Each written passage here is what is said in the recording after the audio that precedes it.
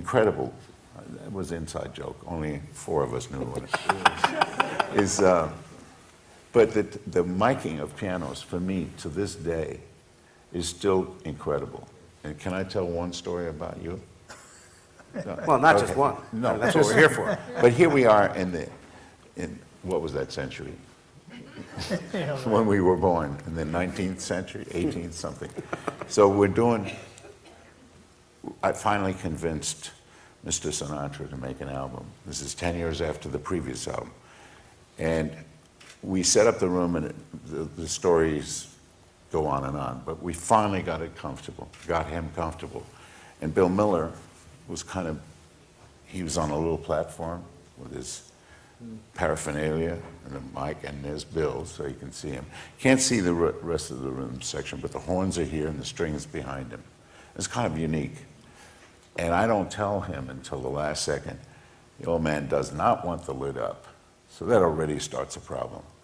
And then the second is, his road manager brings a thing called C-tape. That's about the cheapest device you can put on a piano and hide the look and put the lid down at that time. He almost kills me because he's dying because we can't get the old man to feel comfortable, and so we got a wireless mic. Now he wants to really murder me. And then I tell him that the C-tape is going on the piano. Now, everybody keeps giving him compliments of, it's 2:45, there's no, the piano part.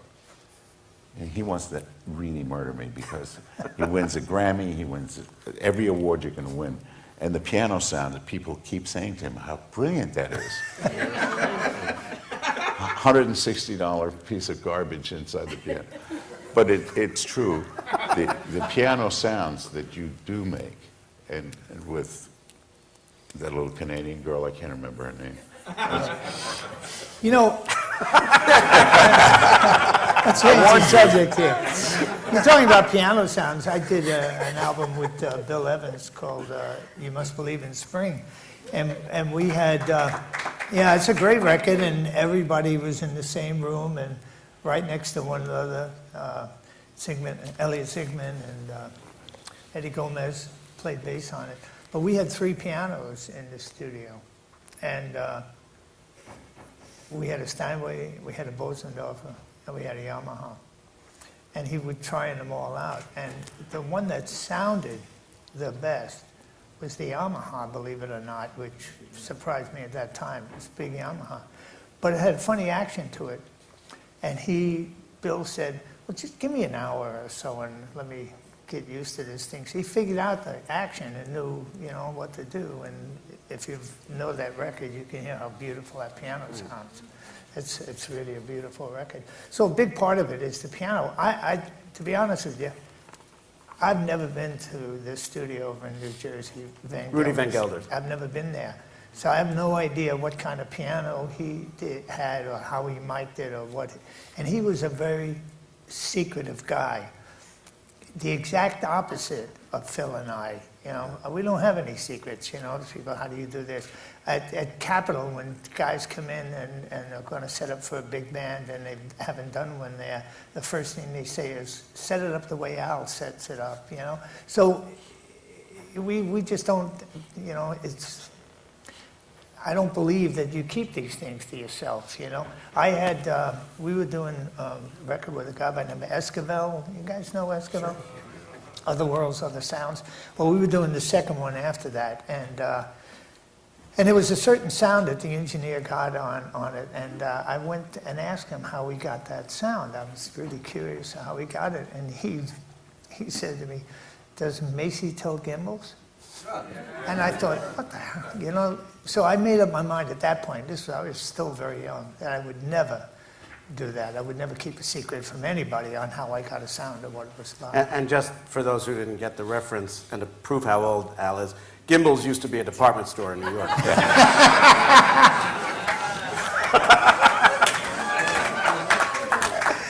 Oh, I gave it away.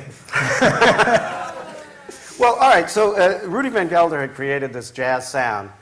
You guys were doing jazz recordings. Did you have a particular jazz sound that you felt that was identified with you or that you were trying to get? or was it more a matter of serving the individual project each time? You know, just the opposite. When I was at RCA, we would do Ike and Tina Turner at 9 o'clock in the morning, finish at 12. 1:30 we were doing Gogi Grant Big Band record, finish that at 5:30, and at 8 o'clock I'd start a Sam Cooke record. So, I mean, it was constant changeover and all.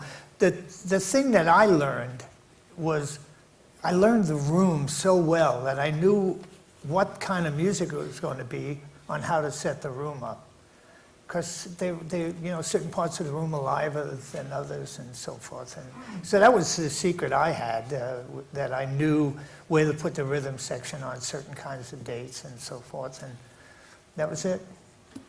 Yeah, I think, if I can interject, Rudy, for what I was worth, was really a specialized engineer. He really needed that, the acoustic thing, he did his thing, and if he tried to go out of those boundaries, he was panic.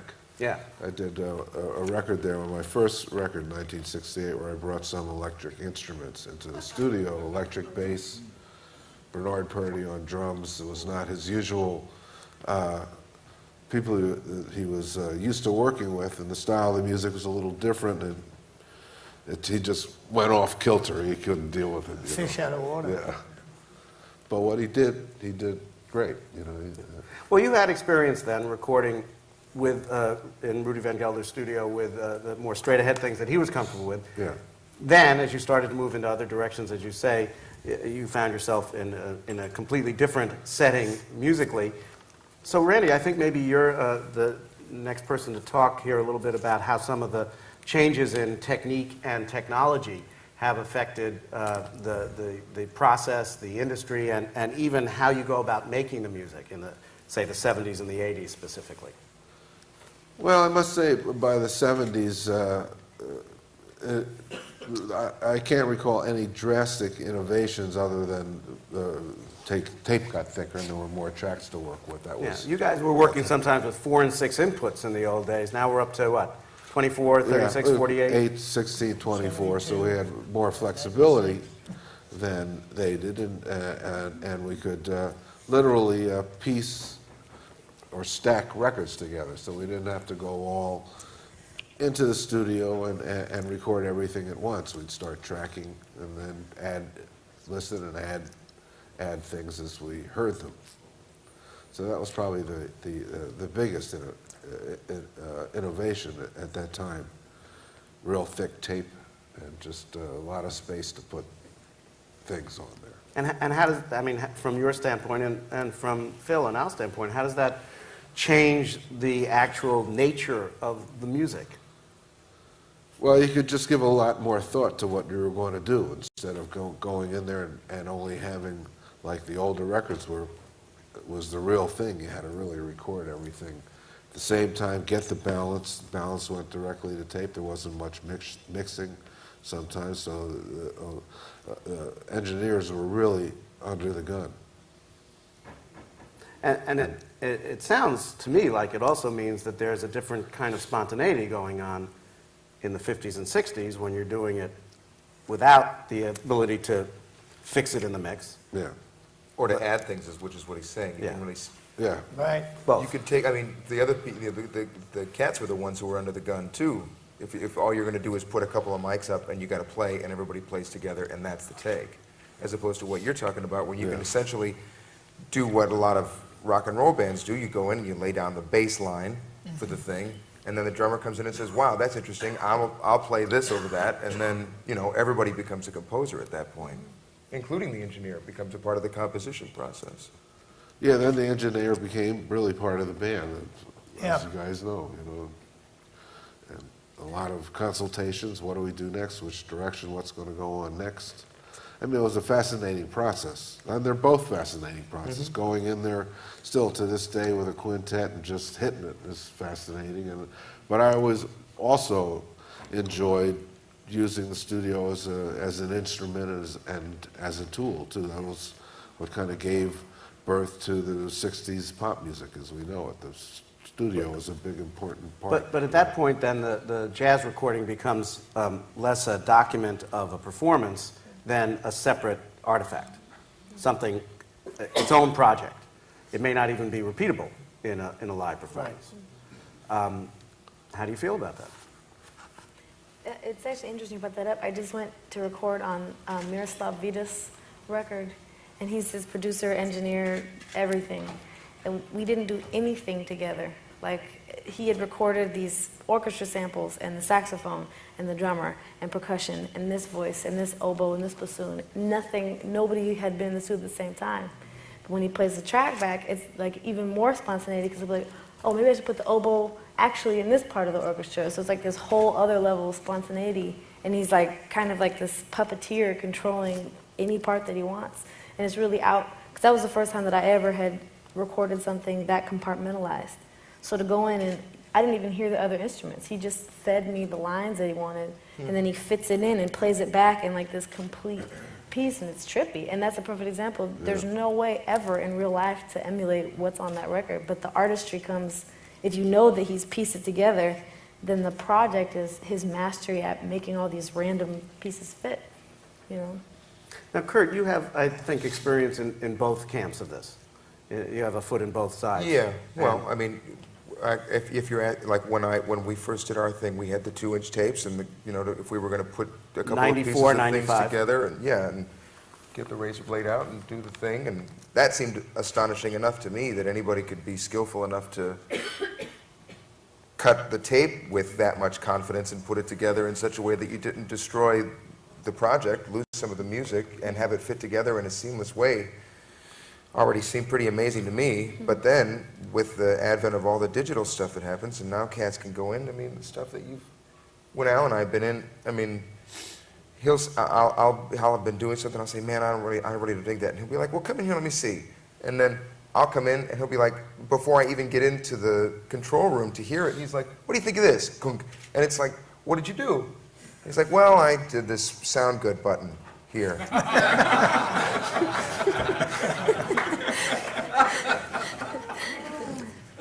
So, I mean, it's incredible. And I also want to say, vis-a-vis Randy's comment about how the engineer became really a part of the band, I mean,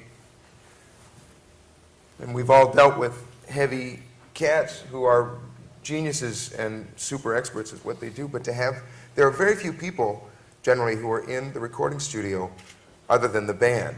I mean, usually the places aren't that big, and whatever, some artists like a big entourage and a bunch of people kicking it and watching and listening, but I should think that most of the time it's a pretty small number of people, like maybe somebody's wife or your kid and the manager and whatever, but to have somebody like an Al or a Phil who have heard so much music in their lives, who have been a part of so many heavy projects and so many groundbreaking ideas, to have somebody on that side of the booth who's going to be not telling you if you don't want to hear it.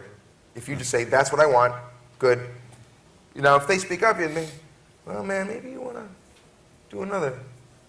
Oh, really? Well, I don't know, man, it's up to you, but, I'll do another.